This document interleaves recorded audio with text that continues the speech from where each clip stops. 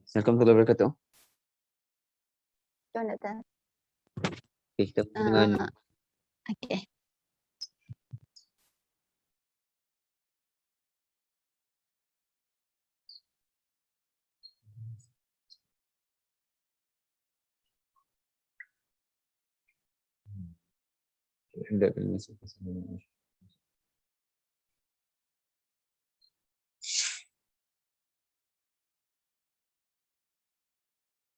Okay, so kita boleh start lah.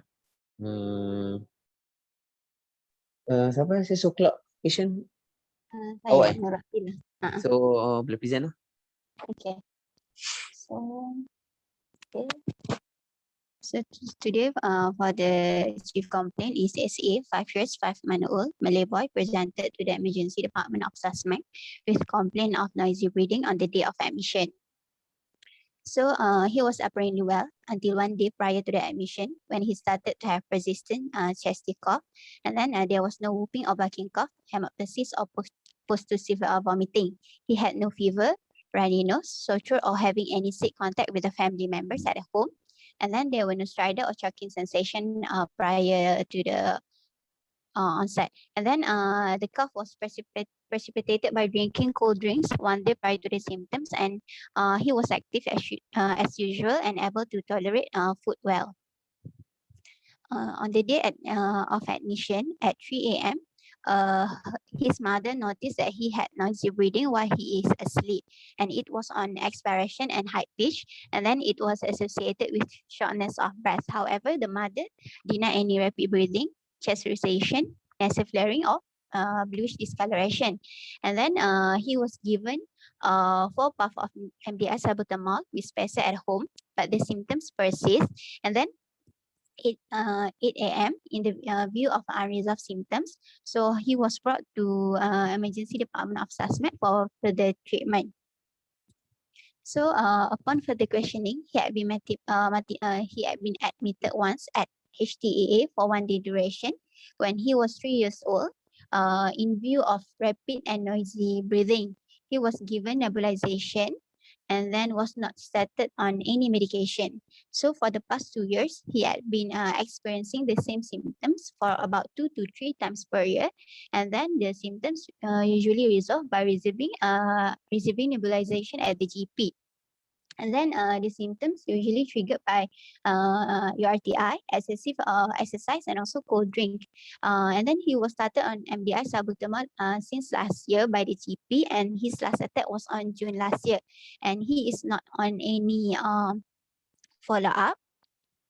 Okay, otherwise he had no interval symptoms, personal history of eczema or allergic rhinitis. Then there were also no history of asthma and atopy among his family member. His father is a non-smoker. They live at a dusty housing area. However, she was unsure whether they live in a nearby the factory or not, and they have no pets or carpet at home. And then there were no traveling history or GI symptoms or contact with any COVID-19 patient. So at emergency department of Susmac, he was conscious, alert, and able to talk in full sentence. However, his SpO2 level was 91% upon arrival. Otherwise, he also not tachypneic and no chest recession. So he was treated with MDI salbutamol with spacer hourly for 4 times. And then several blood investigation was done. Same goes with the chest X-ray. And then he was admitted to the ward. So for the systemic review, from the general to other system, all are normal. Okay, and then for the past medical or surgical history, so this is his second hospitalization because of the same presentation. And then as what I have said before, he had no underlying eczema, allergic rhinitis, or even congenital disease, and there was no food or drug allergy. And then the attack never triggered by any food before. And then for the drug history, he has no history of taking other medication, and then no drug or food allergy. And for the birth history, antenatally, his mother had no any GDM, pregnancy-induced hypertension, or even intrauterine infection. And perinatally, he was born term via spontaneous better delivery in HTA. And then there was no induction or instrumentation needed. And however, she was unsure regarding his birth weight. And then for postnatally, he was healthy and no history of admission to NICU or any intubation before. So for the immunization, he had completed his immunization as scheduled in Malaysian National Immunization Program and nutritional history. He is on adult diet for 3 times daily with snacking in between, and he is not a picky eater, and he do not have any problem regarding growth or nutrition. And then for his developmental, so his developmental milestone is up to his age. And then for the family history, so basically, both his father and his mother do not have any medical illness, do not have any history of atopy or asthma. And then he is the first out of 3 siblings, but I unable to uh, take regarding the gender and also the age of his sibling, but they are healthy with no known medical illness. And then for social history, they live at Balok, which is equipped with basic amenity, and his father worked as a policeman while her mother worked at Eon. And then so for the physical examination, on the first day of admission, from the general examination, so he is a medium built child and he was conscious and alert and also lying comfortably at 45-degree pop-up position. He was pink and not sinus or jaundice, and there are also no dysmorphic faces. And he had occasional chesty cough, but not in respiratory distress, no audible wheezing, no nasal flaring, wheezing, grunting, or even cyanosis. Okay, he was also not on any nasal prong, and there was a branula attached to his right dorsum of hand with no active infusion, and hydration status was good. CRT was less than 2 seconds, and the periphery were warm. So there was no finger clubbing, peripheral cyanosis, or skin eczema. And then the oral hygiene was good. He had injected throat, but with no enlarged tonsil, no cervical lymphadenopathy, raised JVP, or even bilateral pitting leg edema. So vital sign, at the walk. So his blood pressure is 110/71 millimeter mercury, and then his pulse rate is 104, normal pulse rate with regular rhythm and good volume, and his temperature is 33.1 febrile, and then his respiratory rate is 25 breaths per minute, which is normal, and his SpO2 was 100 of the room air. So for his anthropometric measurement, he is 70 kilogram. However, I am able to get his high. And then, so from the respiratory examination, so from inspection, so the chest was symmetrically with respiration, and there was no chest deformity or scar noted, and also no subcostal recession. And then from the palpation, the chest expansion and tactile vocal parameters was equal bilaterally, and from the percussion, all area was resonant. And upon auscultation, there was reduced in air entry and also prolonged in the expiratory phase with no rhonchi, and other systemic examination were unremarkable. So for the case summary, as a 5-year-old Malay boy presented with wheezing on the day of admission, associated with persistent chesty cough for 1 day duration. On examination, he was not tachypneic or tachycardia, febrile, but had injected throat. And then on respiratory examination, there was reduced in air entry and prolonged expiratory phase with no rhonchi. So for my provisional diagnosis,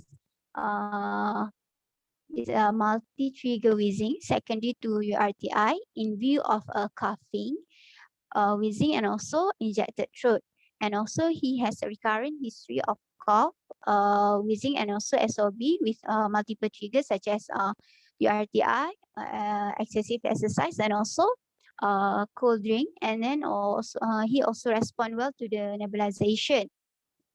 Points again is he did not really show the symptoms of URTI since he do not have any fever, runny nose, and also sore throat.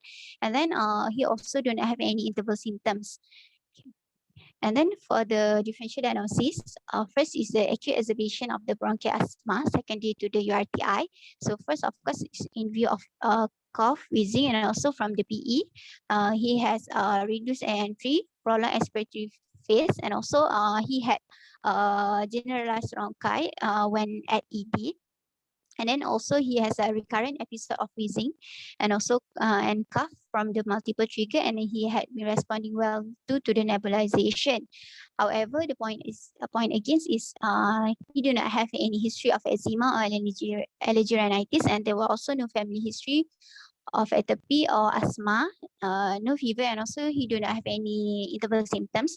And then when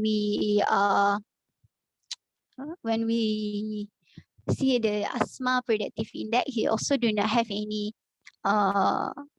major or minor criteria. And then second differential diagnosis is the episodic wheeze. Since he is coming with cough and wheezing, and also in view but the point is again is the wheezing also can be triggered by other than viral infection from his history. And then the third differential diagnosis is a foreign body aspiration, since he is coming with the wheezing, cough, and also reduced breath sound, but he do not have any choking sensation prior to the wheezing. So from the investigation, of course we need to do blood investigation for blood count first.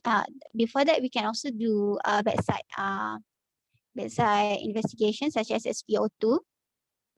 And then for the blood first is a full blood count. So for the full blood count, the results show that he do not have any abnormality. He do not have any anemia. Do not have any lymphocytosis, and do not have any leukocytosis, and the platelet is normal. And then for the renal profile also normal. ABG is not done for this patient, and his CRP also do not increase. And then blood culture and sensitivity also can be done in order to find any causative organ for his cough. And then we can do our RT-PCR in order to rule out COVID-19. And then for the imaging, of course, we need to do chest radiograph in order to look for any signs of infection. And for this patient, he have hyperinflated lungs. Okay, so for the management, of course, our aim is to reduce the symptoms. So basically, for this patient, he has been given nebulization and also MDR salbutamol. And then he also have been given corticosteroid in order to reduce the inflammation. And then the corticosteroid, of course, can be given intravenous or orally. And then for the supportive, of course, we need to give oxygen therapy if SpO2 is less than 95. And then we can give maintenance fluid if patient is dehydrated. But for this patient, he is tolerating very well. So we can encourage him to take a good volume of water, and also we need to monitor his vital sign and also ABZ. And then we need to make sure that his respiratory rate was not more than 30, and also his pulse rate not more than 130. So that's all from me.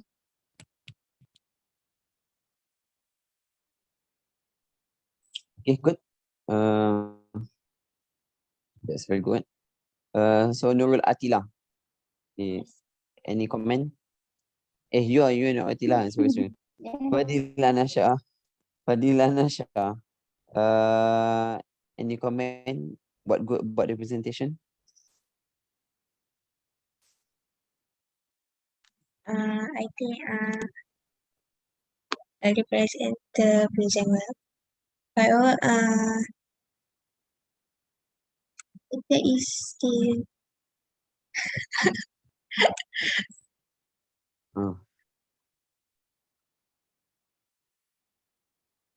Boleh? I think I need to clarify more about the trigger. Is it that every time the child having cold drink, does it trigger the attack? Yes, from what I know, he is very sensitive to the cold drink. So his mother said that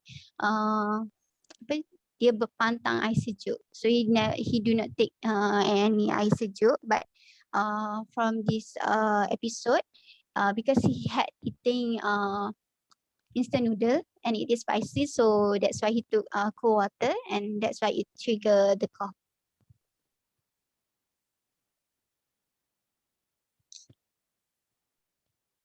Okay, good. Lagi? Sekejap, mana tadi? Okay, Aisyah. Any comment?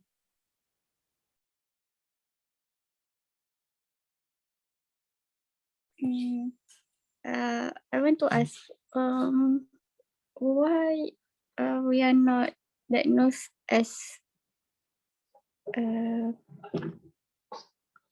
bronchial asthma, doctor, because it is recurrent. Okay, Kenapa?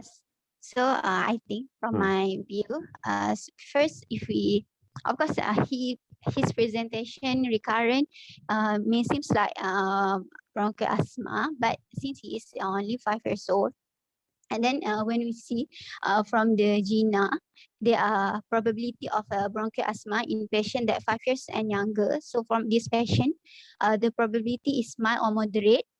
Because he do not have because his attack is about 2 to 3 times per year, and then he do not have any interval symptoms, and then he also do not have any parental history of asthma. So his probability of getting asthma is low.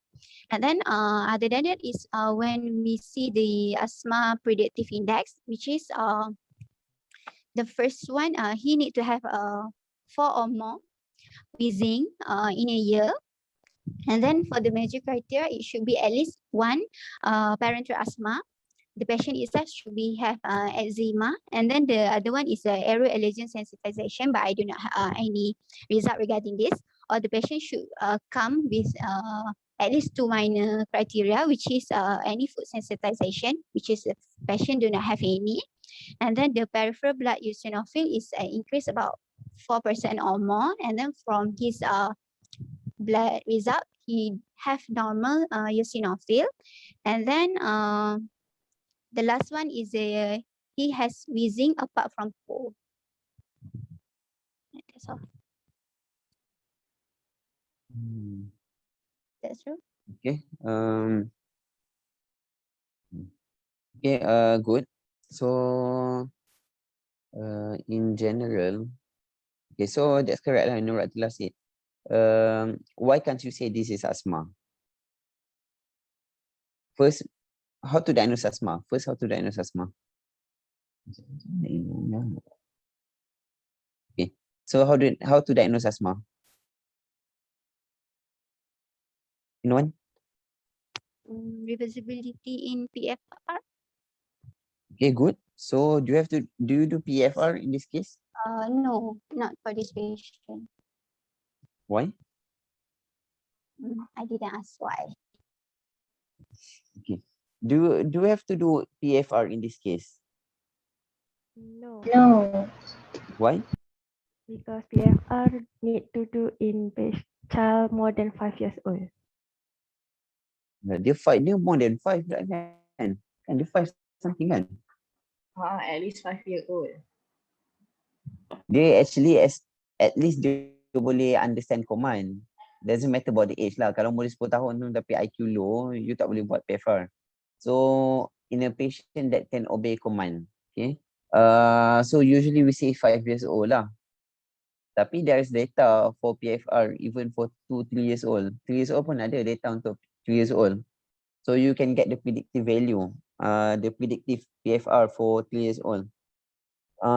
But the main thing is the patient need to be able to obey command, can understand instruction. Okay, lagi? Why we don't actually do PFR in this case? I think because the patient I think I respond well mentioned that tadi. Okay, nebulization. first, you have to have a high degree of suspicious of asthma before you do PFR lah. Because it's not easy to do in pediatric, in young children.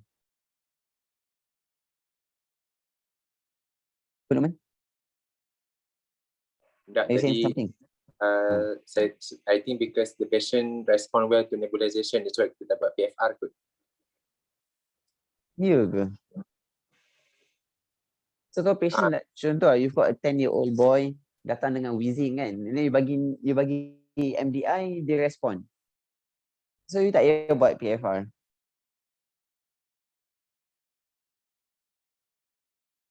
Okay, you still need to do PFR. Remember, PFR should be in your management. A lot of people, we don't routinely do sebab kita malas, tapi actually you need to do. Okay, it's part of the management in pediatric. Especially those yang you dah label asthma. Tapi those yang you belum label asthma, those you are still uncertain about the diagnosis. Okay, the first step is you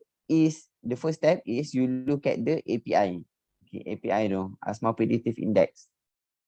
Okay, how about this child? API dia, okay, first, what is API? Macam mana nak measure API?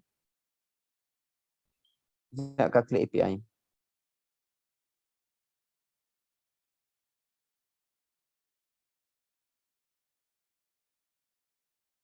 Can you assess the API in this children, in this child? Particularly this child, boleh tak? Apa the first syarat untuk before you can start assessing the API of a child? 3 or more wheezing per year. Before that, in a how old? Can you assess API in 1 year old? 3 years old. 3 years old kan? At least 3 years old. Okay. For example, you've got a child kan, 1 year old. Dia datang with multiple episodes of wheezing. You boleh tak assess dia punya API?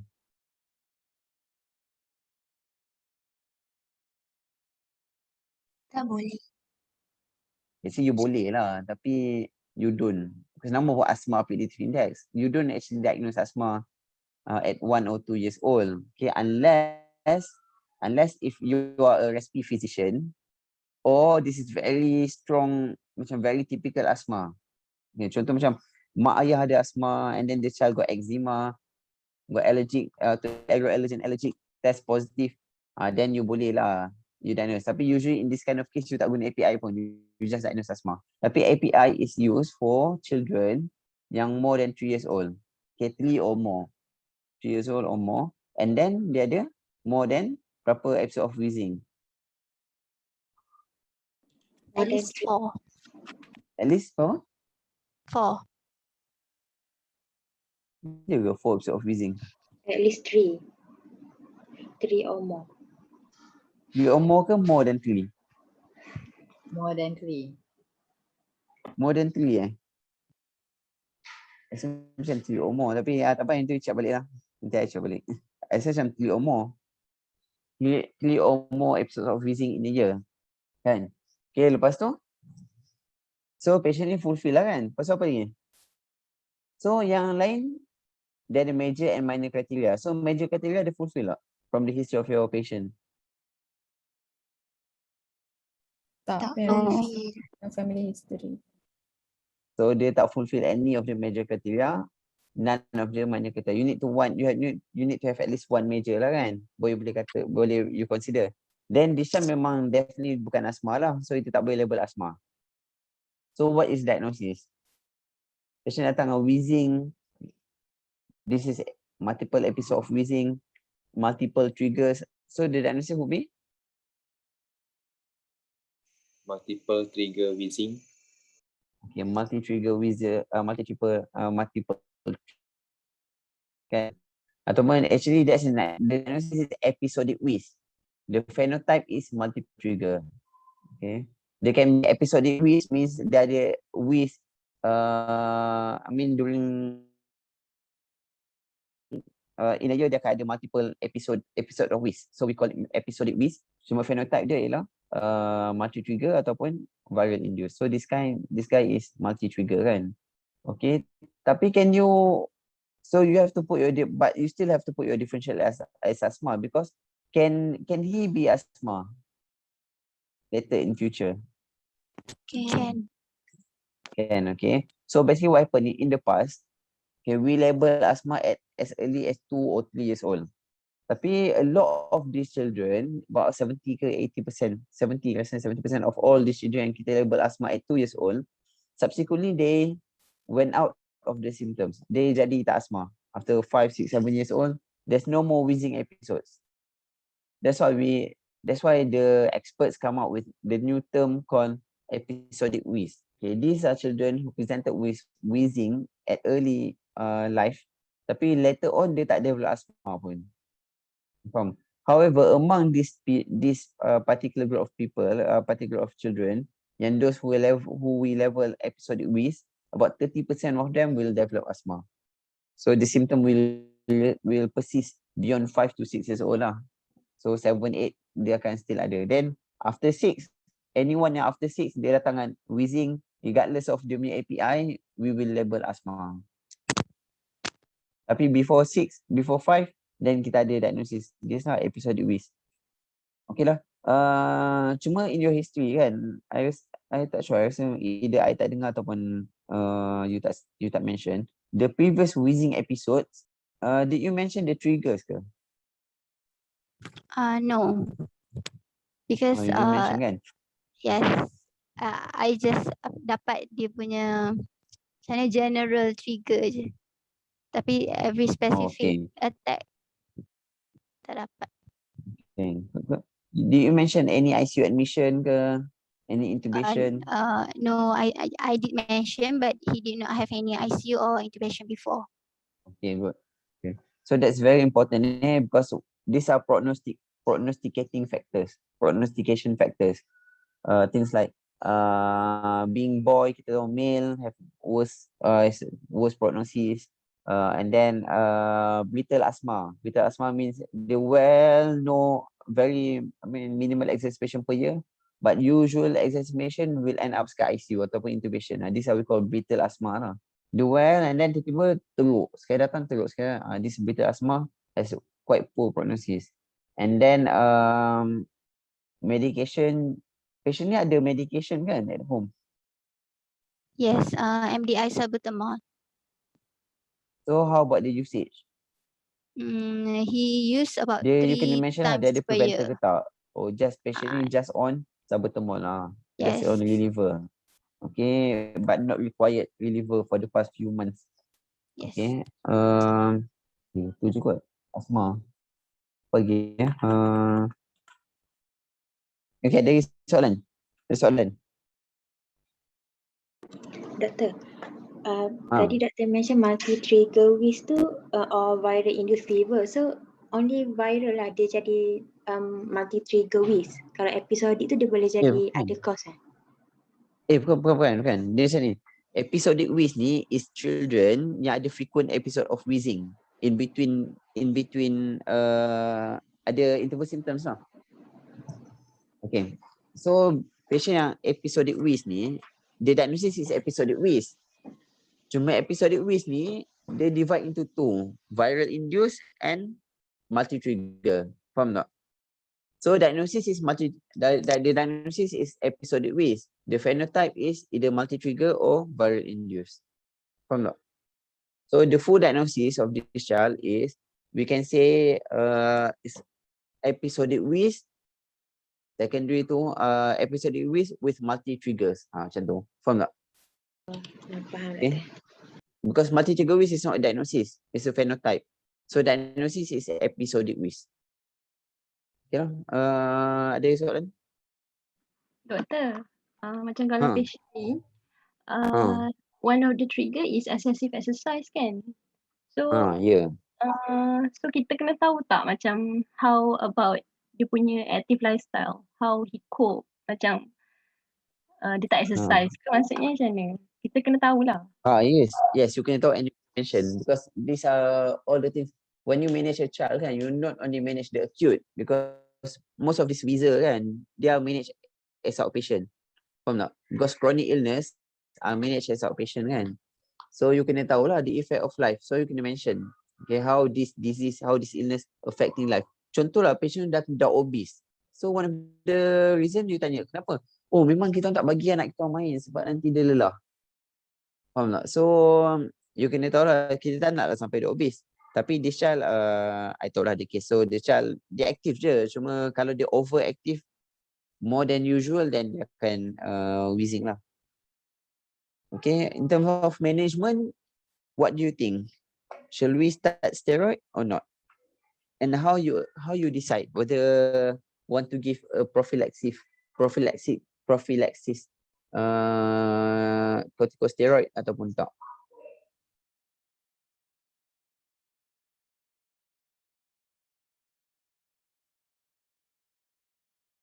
Nak decide, nak bagi tak nak?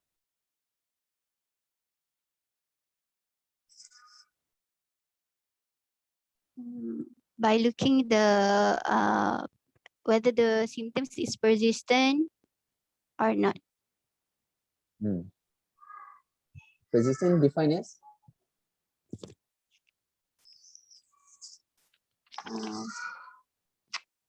Persistent, it should be kalau according to asthma, dia kena ikut dia punya daytime nocturnal symptoms.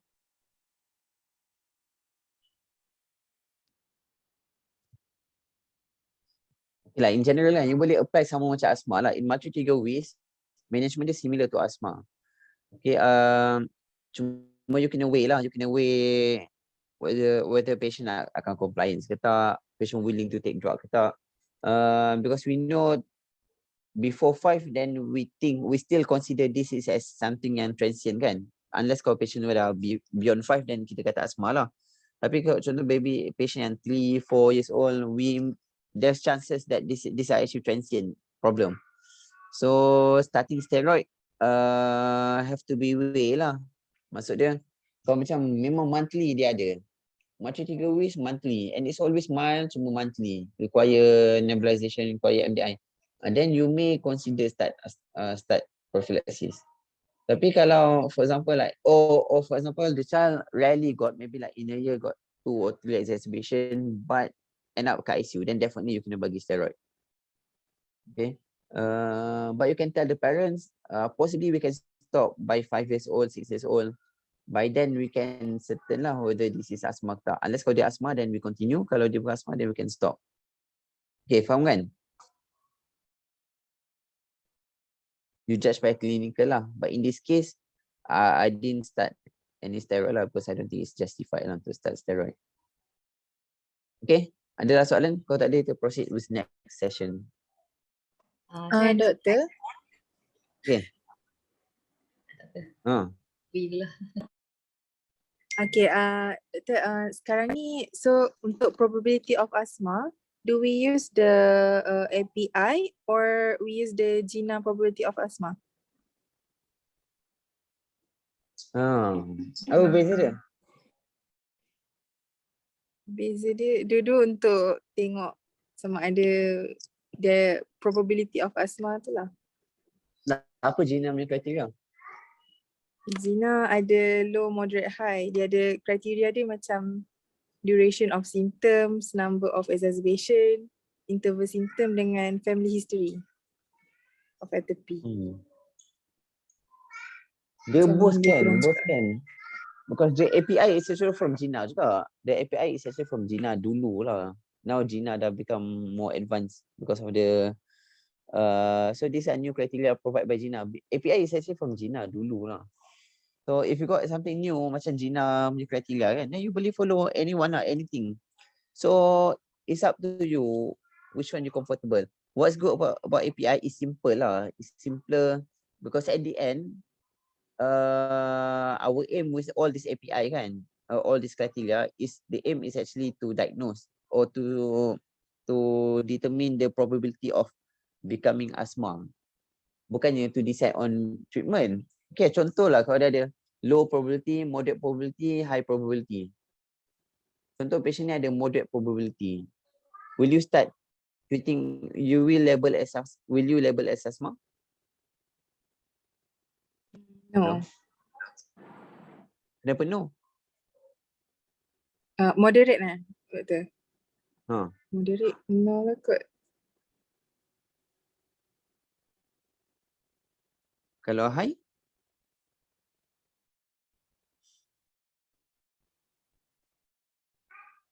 Because at the end, because we want to decide whether we want to commit this is asthma or not, kan? And API dia doesn't not diagnose asthma tau. It's not used for diagnosing asthma. Even the criteria pun not used to diagnose asthma. Diagnose asthma you kena guna other things lah, macam you guys dengar ke cakap? Dengar Hello? doktor. Dengar aja. Macam internet just dengar. Okay, because at the end you nak diagnose asthma, you need to use other method lah, macam reversibility method, histamine punya provocation test, dan you tengok dia diurnal peak flow, kan, atau you boleh test, buat blood test. These are the thing untuk confirm asthma. All this API or genome criteria, these are actually the probability of diagnosing asthma, probability of asthma lah in this child. Okay. Okay kan? Okay doktor. Okay, shall we move to the next one? Okay, Boleh. Doktor nak tanya soalan jap. Boleh?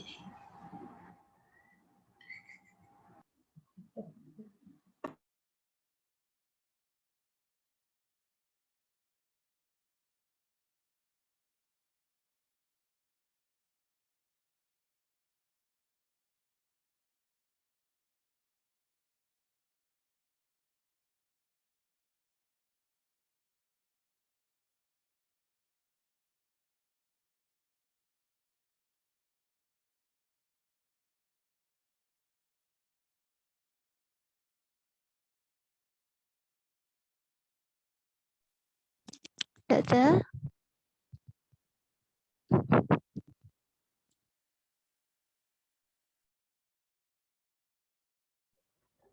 Doktor terkeluar dah.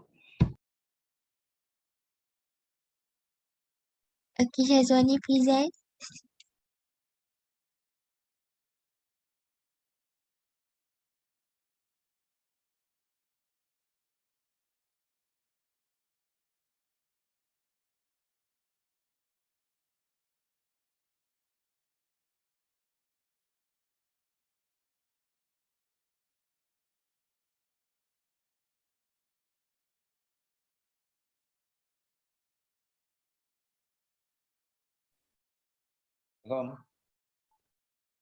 dengar tak? Sorry, internet ni remote. Salam. Dengar tak? Dengar doktor. Dengar. So the next session, I ada satu guest, invited guest lah. Okay, so what we're going to do is, ada satu father kat sini, father of a child.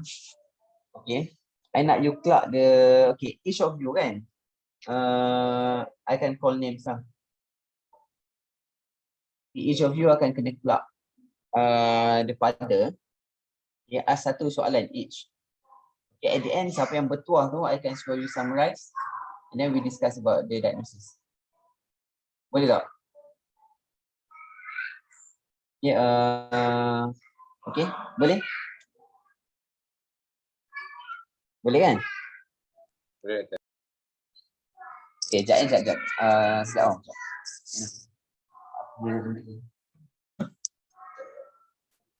Oh ya. Yeah.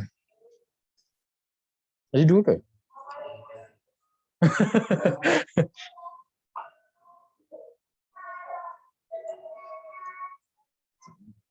Siapa question? Koyong. Koyong? Selesa ALL. Memang dia. Nampak macam Blast tak ada je lah. Dalam 30 minit saya cakap keluar result. Cakap dah macam Cakap dah macam dia tadi nak masuk sini.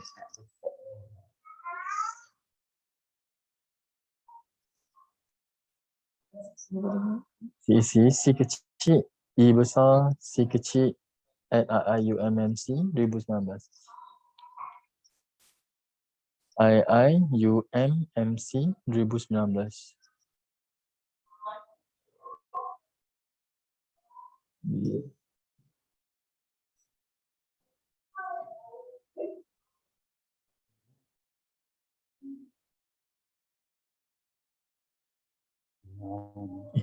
Ya.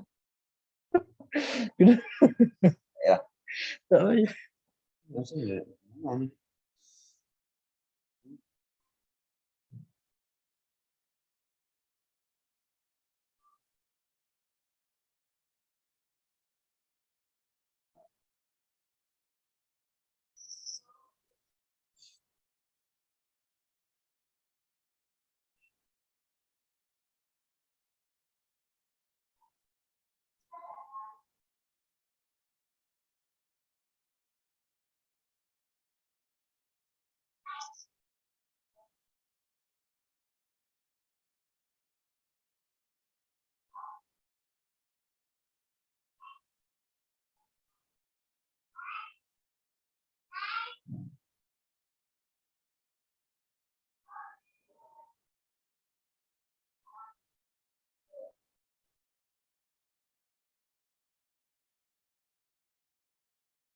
Okay, saya kata okay,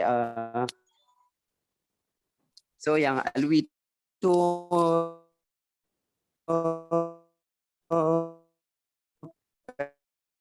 parents lah. Okay, so the scenario is okay, this is Mr. Amri, okay, father of Koyum, a 3-year-old boy who presented with fever or who presented with palo. Okay, so please clear the case. So I can mention salah satu nama you guys kan. Okay, start dengan Aisyah. Okay, Assalamualaikum, Cik Amri. Saya Aisyah dan kawan-kawan saya, kami pelajar perubatan tahun 5. Anak encik nama Qayyum 3 tahun bawa sebab sebab saya nampak dia pucat. Sebab pucat. Okay, dah berapa lama nampak pucat tu? Dalam 3 hari dah.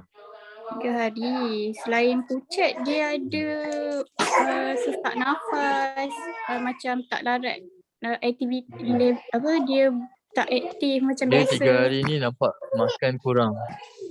Makan dia kurang. Makan kurang. Kalau dia ada sesak nafas ke? Nampak kalau tengah main-main tu dia ada sesak nafas. Tak ada. Okay, tak ada.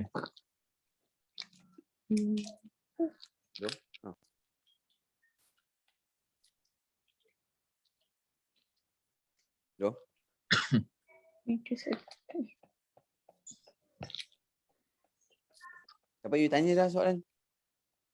You guys dengar kan? Saya tak dengar je. Dengar tak? Dengar doktor, dengar. Okay, so bila I sebut nama dan orang tu akan tanya soalan. Okay, so Amir lah, next Amir. Okay, Amir tanya soalan. Just one question je each. And then tapi any one of you I akan suruh untuk bagi summary to present the case. Okay, so Amir, soalan.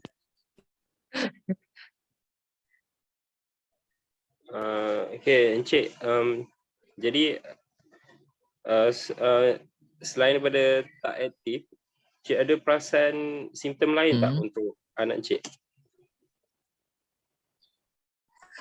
Minggu lepas dia ada beritahu saya dia sakit tekak.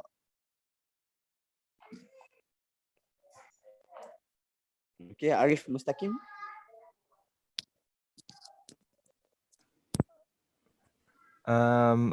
Anak encik dia ada demam tak? Tak ada, tapi masa saya bawa pergi klinik malam tadi baru ada demam. Dekat rumah tak ada pun, saya tak rasa panas ke apa, tak ada. Masa bawa pergi klinik saja. Masa bawa kat klinik je, dekat klinik doktor cakap dia demam. Tapi dekat rumah tak pernah ada panas ke apa, tak ada. Okay, Ashraf.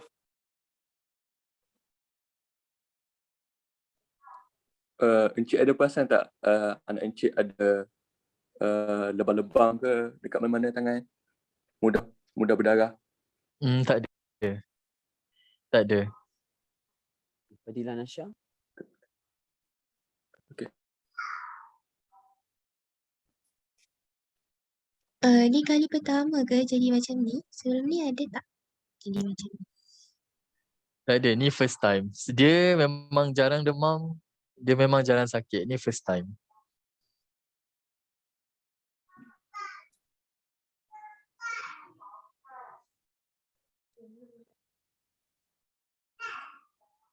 Okay, Faiz Aiman. Anak ada C6PD tak? Tak ada. Setahu saya semua normal masa beranak. Good. Farisha Azam.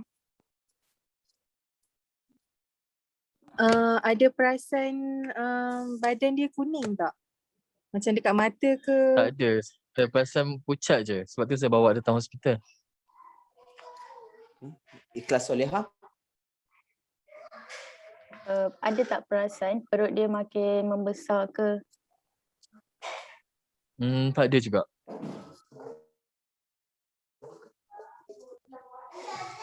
Okay.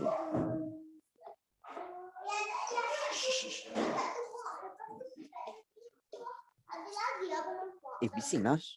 Okay, sorry, ada gangguan. Okay, is Hilmi? Dia punya berak macam mana? Okey tak? Berak je setahu saya okey je. Setiap hari dia berak. Tak ada cirit ke apa, tak ada. Okay, Izzatul Husna? Ada muntah-muntah tak sebelum ni? Tak ada juga.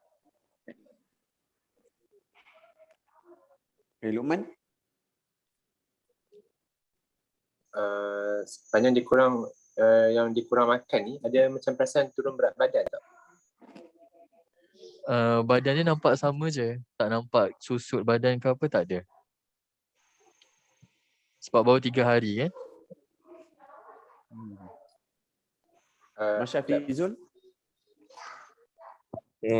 Yang berak tu bukan cakap normal je kan? Ada perasan dia macam berdarah ke? Keluar darah? Tak ada. Tak ada. Saya rasa tak sebab mak dia pun tak ada cakap apa-apa. Najira Jamaluddin? Tadi ada bagi tahu demam kan, Cik? Jadi ada tak jumpa Demam tu dekat klinik je. Dekat rumah tak. Sebelum ni anak ada jumpa tak Apa? siapa-siapa yang sakit ke? Ataupun jumpa Tak ada, COVID-19 semua orang sihat kat patient? rumah. Okay. Tak ada. Saya memang tak pergi mana-mana pun. Okay. Ada lagi satu last soalan. HOPI. Najiha Zaini.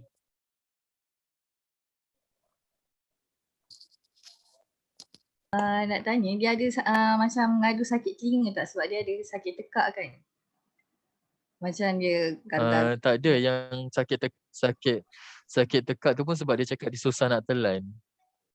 Tapi tak ada dia cakap sakit telinga ke apa, tak ada. Okay, satu lagi soalan HOPI. Natasha Nasir. Kan anak ada cakap yang dia susah nak telan kan. Kalau dia makan tu ada macam tercekik ke. Tak ada. Dia rasa susah nak telan tapi dia still boleh makan. Sebab tu saya rasa dia sakit tekak. Okay. Soalan lain? Ini ada history yang nak tanya, Nuha?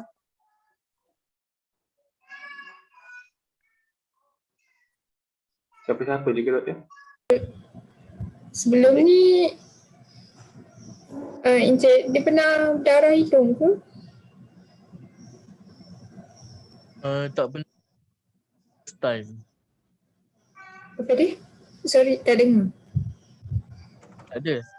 Tak ada, tak pernah. Dia tak pernah sakit sebelum ni. Okay. Okay, Nur Alia Najwa. Dalam keluarga ada sejarah thalassemia tak? Thalassemia tak ada. Sebelah isteri saya pun tak ada, sebelah saya pun tak ada. Okay, lagi? Nur Fatihah. Mak Yasin.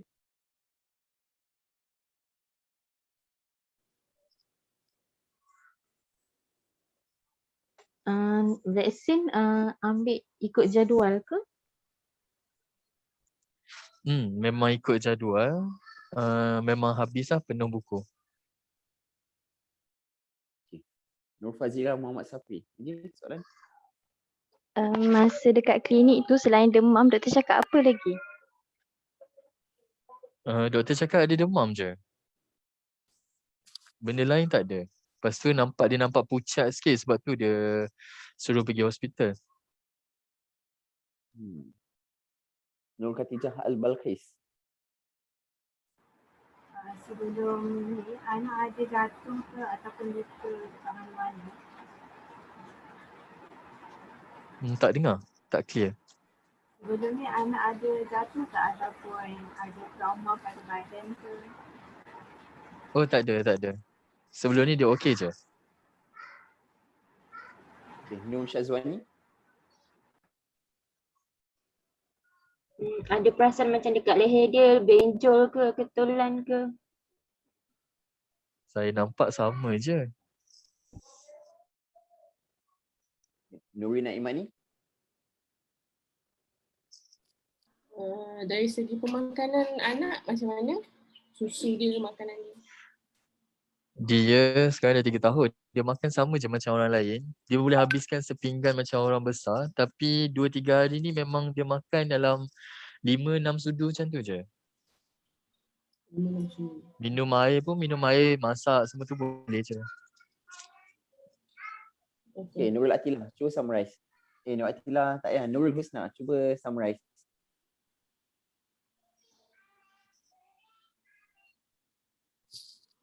Okay,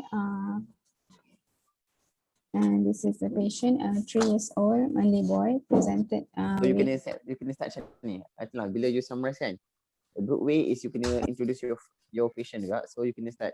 Okay, I've Clark, Koyum, a 3-year-old, I've Clark Amri, father of Koyum, a 3-year-old boy. Macam tu, cuba start macam tu. Okay, I've Clark Koyum, a 3-year-old boy who presented with a 3-day history of pelo, with also has a reduced oral intake for the past 3 days as well, and he was active, and he also have sore throat and history of fever, but only known at the clinic, but do not know any temperature or any chills or rigor. And you do not know if a patient has any patient does not have symptoms at home, only know the fever at clinic, and he has no history of sick contact. He has no other history of infection. He has no diarrhea or vomiting, but do not know if patient have any urinary tract infection, if patient have any dysuria or hematuria. Okay, Sarah Nasuha, can you summarize? So I got my patient, Koyum, 3 years old Malay boy, which presented with pelo for 3 days, associated with reduced oral intake, lethargy, fever, and dysphagia. Okay, Aina Luqman. Try Luqman, summarize. I nak summary yang paling bagus. I clap my patient for Yum, a 3-year-old Malay boy with not known any no medical illness, presented with pelo for 3 days, associated with reduced oral intake, and also one day of fever. Okay, lagi summary lagi sikit. He also had a history of sore throat. However, there is no shortness of breath, no jaundice, and he is currently active. Okay. Okay. So let's start. Okay. Nurul Atila. Okay. So what is the presenting complaint? Pelo for 3 days. Ya tak? Encik Amri, betul ke pelo for 3 days? Pelo 3 hari. Saya perasan 2-3 hari. Saya perasan 2-3 hari memang nampak pucat lah. So encik datang memang sebab anak pucat lah kan? Betul. Okay, so kan ni presenting complaint is pelo kan? So when a child came with pelo, in fact the fever is not something yang parents complain kan? It's something yang it's a sign lah. Pelo, fever is a sign rather than a symptoms in this case. Because parents tak ada complaint of fever. Okay. So it's a pyrexia lah rather than fever.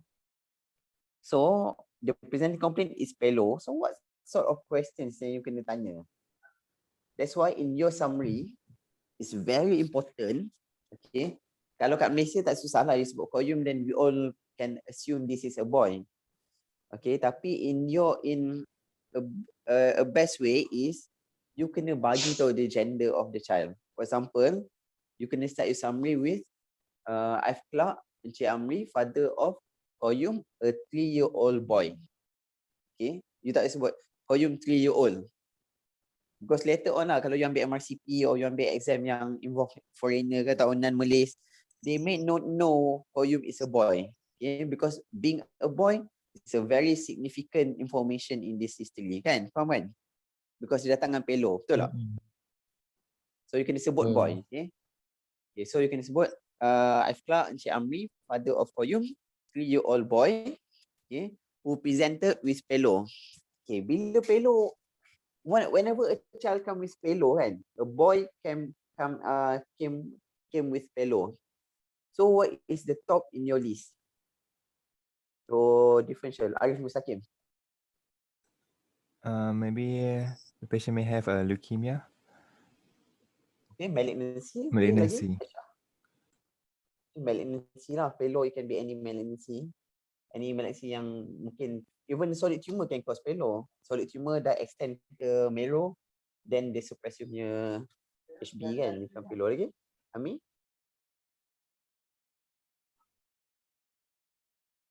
Ami. Anemia. Anemia. Okay, good. Anemia. Secondary tu. This is acute anemia kan? Remember, this is an acute anemia. Tak pelo, tiba-tiba je pelo. Kan, father said 1 to 3 days history of pelo. Okay, and without jaundice kan? Especially without jaundice lah. Okay, so you mesti think of anemia lah. Anemia, usually acute anemia. So, your differential would be satu, malignancy. Okay, second is anemia. What sort of anemia yang cause acute anemia? Okay, Ashraf. Thalassemia atau? Is thalassemia cause acute anemia? Presented with acute anemia? They can. Usually intermediate lah. Dia datang dengan illness kan. Dia boleh datang dengan acute. Okay, boleh lah put but it's slightly lower down. Higher than that apa? Fadila Nasha. Acute anemia, causes of acute anemia apa dia? GHPD deficiency. Yes, okay, GHPD hemolysis lah. Hemolysis in GHPD kan. Hemolysis lah, the keyword is hemolysis. Whether is it GHPD ke, infective causes ke, or is it HUS, things like this, okay? Okay, apa lagi differential ni? Hemolysis satu, GHPD, second is, I sebut tadi, Faiz Aiman, I sebut apa tadi? GHPD.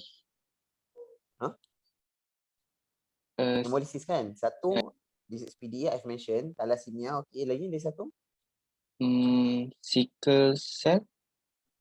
Sickle cell dia sebenarnya tak datang sangat dengan hemolysis. The main presentation, there are some kind of sickle cell yang predominantly hemolysis. Tapi actually sickle cell ni predominantly is thrombosis. Dia akan datang dengan pain rather than dia akan datang dengan stroke, pain, hypervascularity rather than hemolysis.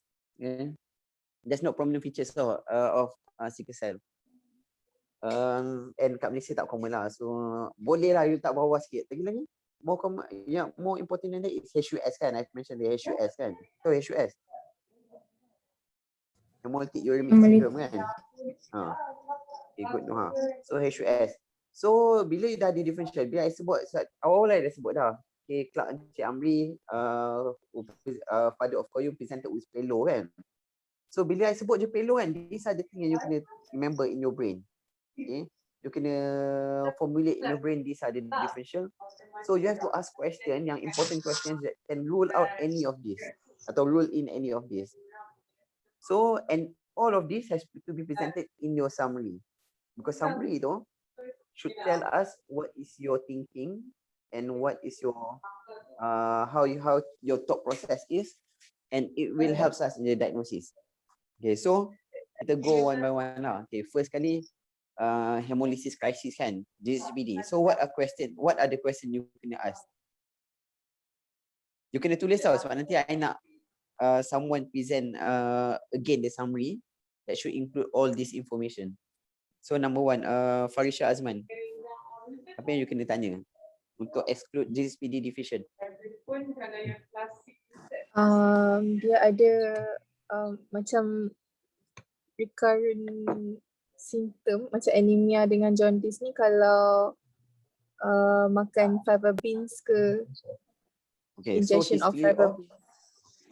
Okay, history of hemolysis after injection of fibavin kan, fibavin ataupun any medication kan. So pernah tanya dia, you kena tanya dia, pernah tak jadi macam ni. So in summary mesti you kena sebut presented with first episode of pelo. So it tells us that this is not something yang recurrent. You faham tak? Madura fried rice ni sedap ke? So in your summary mesti you sebut first Madura episode. fried rice ni sedap ke? Okay. Fried rice.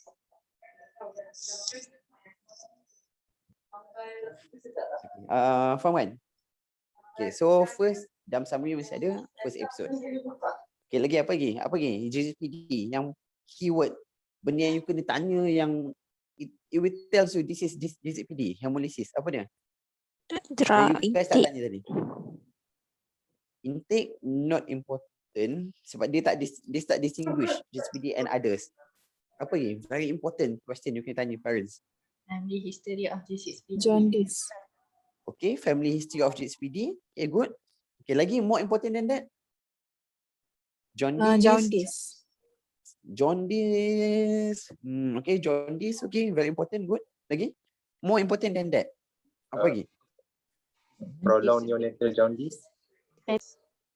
Not really. Okay, GCPD dia tak cause prolonged jaundice GCPD dia cause severe jaundice, tapi dia tak cause prolonged jaundice. Okay, lagi? Najira. Satu soalan you tak tanya, semua tak tanya tadi. I'm expecting you untuk tanya this question. So it's very important. Dia ada benda ni then dia confirm. Screening for GCPD. Okay, that's very important. Good. Lagi? More important than that? Apa one question yang very important? You ada this, you dapat, you tick this one, then you dah confirm the diagnosis. Is dark color urine kan? Kena tanya, ada tak dark color urine? You even boleh tanya black color urine atau tea color urine. Tapi dark color urine is very important lah. Evidence of hemolysis. Okay, faham tak? Faham kan? Faham. Okay, so you mesti kena ada dalam question you dark color urine. So tanyalah, tanya Encik Amri. Encik Amri, ada dark color urine tak? Tak ada. Ada dark color urine? Tak ada. Urine dia color biasa normal. Normal kuning biasa. Urine color biasa. So this is very important information kan? And it has to be included in your summary. Okay, apa lagi?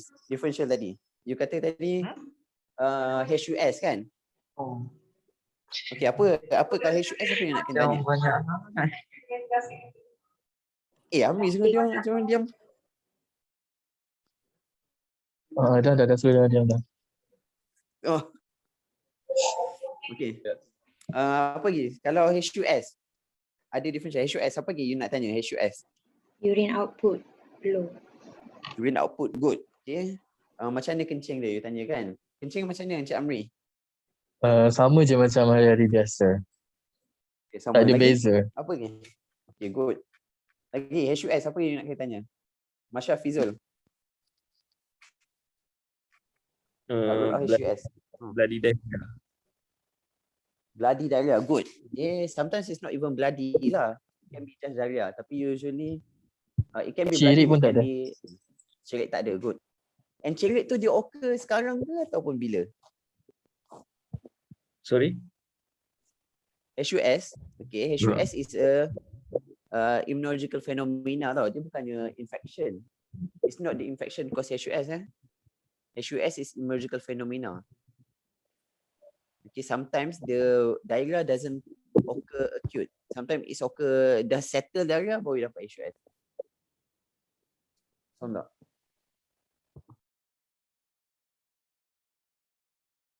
Okay, so usually the diarrhea sometimes occur 2 weeks ago and then dia datang HUS. Ataupun TTP. Okay, dia satu TTP lah, human differential. Sama lah macam tu. TTP is immunological phenomena, so dia datang later. Is either familial ataupun ni lah.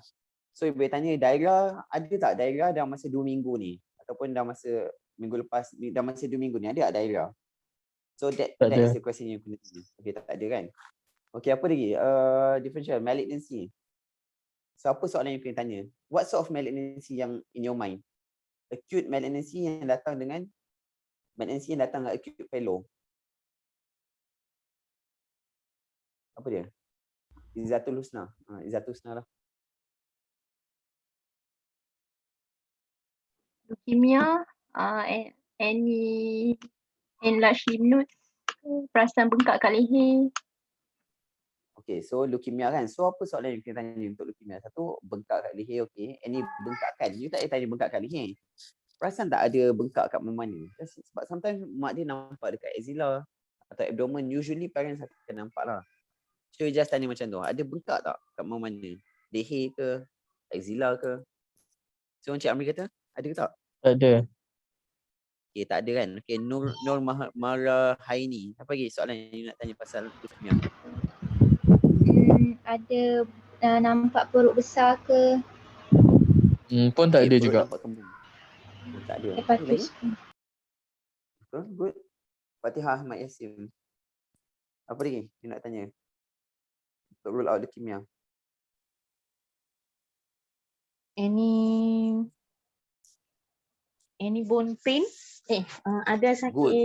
That's very good. Tu yang I'm expecting you untuk tanya tadi. So any bone pain tak? Nampak ada sakit tak dekat kaki ke tangan ke? Tak ada, dia tak ada Amri? cakap. Tak ada, dia tak ada cakap. Tapi untuk 3 hari ni dia tak aktif lah.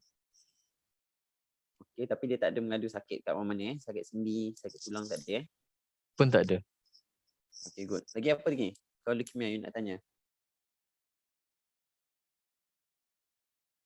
Sampai datang dengan rashes lah. Leukemic cutis. Okay, rashes. Pasal apa lagi? Biasa leukemia ada tulis cell line kan? Dia akan involve ada cell line. Bukan HB je. So you kena tanya pasal? Rashes. Mudah bengkak, rashes. Okay, fever, infection, bengkak. Okay, you can tanya pasal bleeding lah kan? Ini ada bleeding tendency. Dia akan involve platelet juga. Dia akan involve multiple cell line kalau leukemia kan. So ada bruises ke tak? Ada bleeding tendency ke tak? Okay, these are the questions yang you kena tanya. Okay, so in your summary, okay, sekarang I rasa you dah dapat all of the answer. Dia tak ada bleeding tendency, dia tak ada bruises, bone pain tak ada. So I nak Nur Khatijah Al-Balkish. Okay, cuba summarize. Okay, I try. So I Clark Encik Amri, father of Koyum, 3-year-old boy, presented with Bello for 3 days. So this is the first episode of Bello, which was associated with reduced food intake for 3 days and fever for 1 day with history of dysphagia since last week. So other than that, patient has no previous history of the same episode, no jaundice, no dark colored urine, no reduce in urine output, no history of bloody diarrhea, and also no swelling elsewhere in the body, no abdominal distension, no bone pain, no rashes,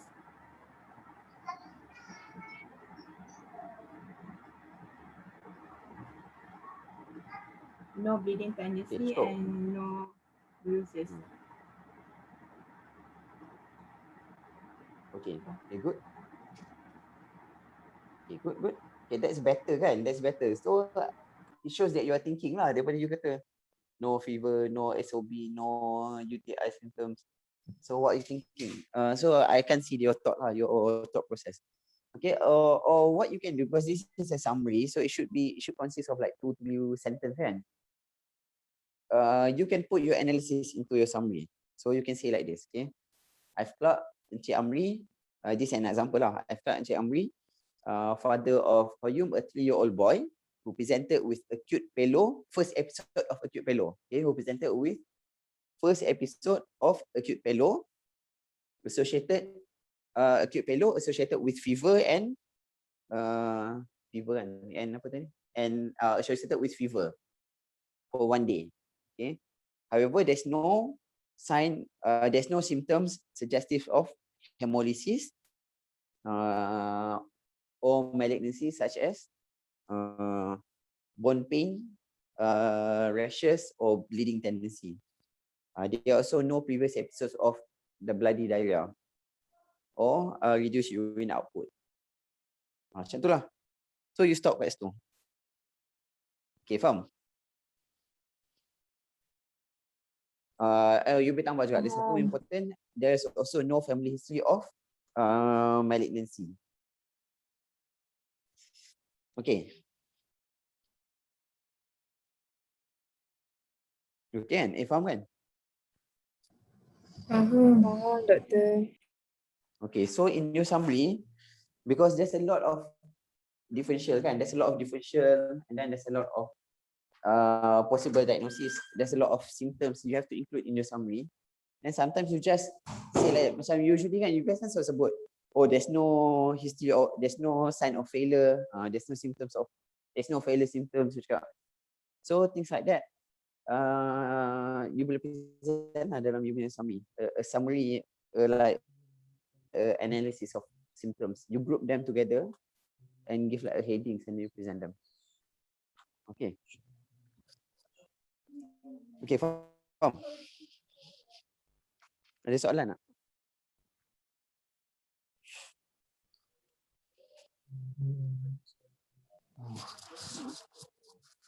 Ada soalan?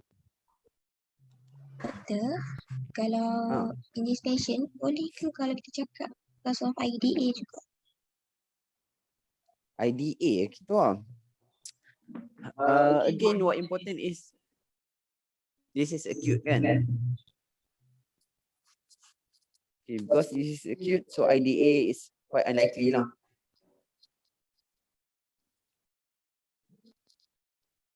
Tapi boleh lah, in your differential you boleh sebut. Tapi quite unlikely sebab this is something yang very acute. Okay, lagi. Soalan? Doktor, kalau nak tanya kes pertama boleh tak tadi? Boleh. Kalau sebab macam patient kes pertama tadi, dia tak ada interval symptom.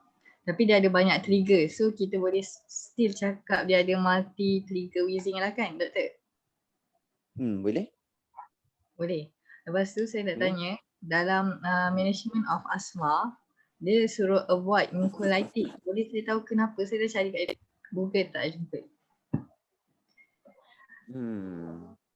Avoid mucolitis I tak sure lah. I tak sure, tapi I tahu some medication can induce asthma. Okay, contoh apa medication yang kita tak bagi untuk patient asthma? NSAIDs kan? Kita tahu NSAIDs can induce asthma. Mucolitis I rasa memang usually I tak bagi, contoh lah. Sometimes mucolitis kan, dia boleh dissolve dia punya mucus and it can worsen the asthma secretion tu. Dia akan more wet tau, secretion more wet. Edema Inflammation equals edema.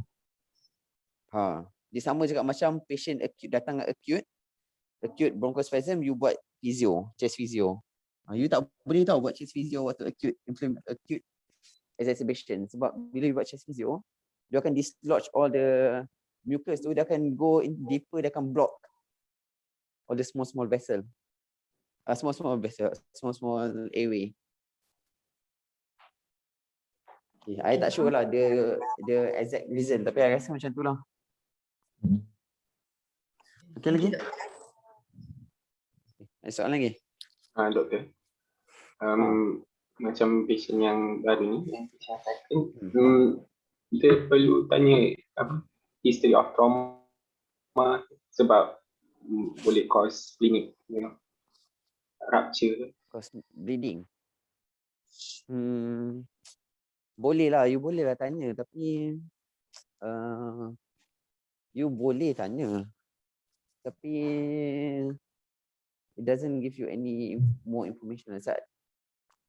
Unless you think the differential would be something yang acute blood loss ataupun splenic rupture kan, acute blood loss lah.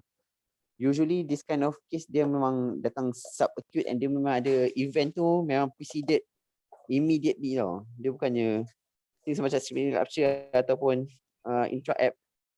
intra-abdominal injury, dia datang immediately after trauma, dia tak datang after 2-3 days. Or the latest pun 24 hours lah.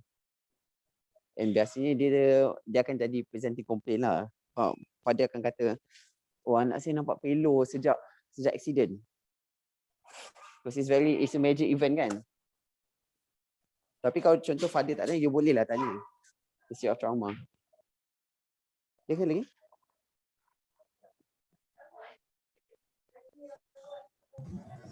Doctor, I want to ask about the rashes just now in leukemia.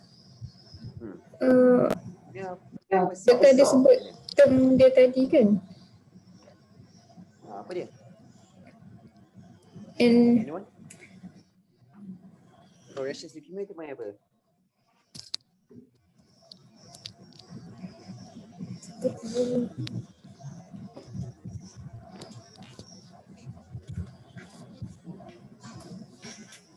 Leukemic cutis Okay, nama dia leukemic cutis. So that's one of the presentation of leukemia. Biasanya orang describe as blueberry muffin rashes because of infiltration of the leukemic cluster. Leukemic cutis ataupun blueberry muffin lah. They describe as blueberry. Okay, jadi ada soalan?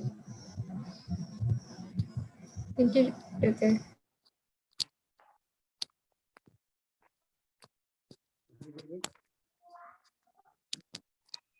Soalan last question.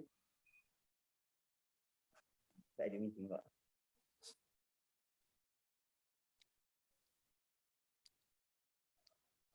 Soalan nak?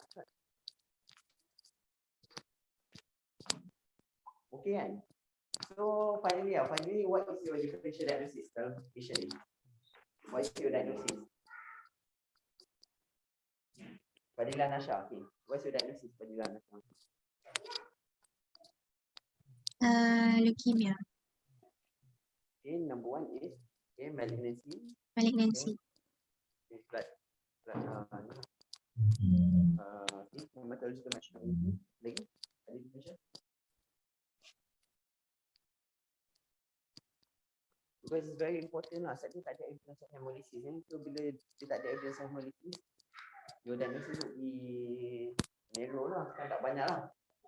Malignancy should be at the top. Thalassemia boleh, tapi remember you kena correlate dengan age. Okay? Satu, this child is quite well. Dia bukannya something yang ill. Dia ill, yang severely ill yang cause hemolysis in thalassemia. And thalassemia pun dia akan ada T-colored urine lah, despite tak sangat. Tapi dia akan ada some sort of T-colored lah. Okay. Lagi, so tak banyak differential. So your differential mesti your diagnosis should be malignancy lah at the top. Sometimes infection can also cause, okay, especially infection to your marrow. But again, dia kena ada features of ni lah. Kalau I akan letak number 1 diagnosis would be malignancy, number 2 would be infection, number 3 because marrow punya suppression, number 3 possible aplastic anemia lah. Okay, ada soalan lain?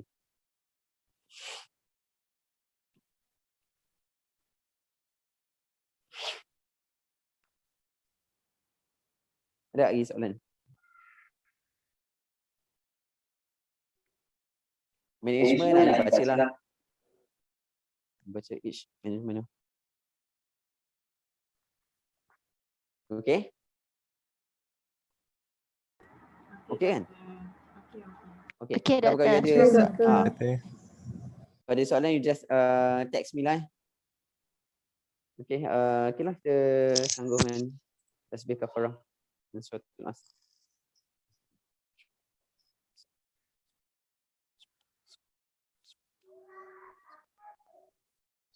Okay, assalamualaikum warahmatullahi wabarakatuh. Okay, thank you Dr. Amri. Thank you, you, doktor. Doktor. Thank you, doktor. Oh, thanks Amri.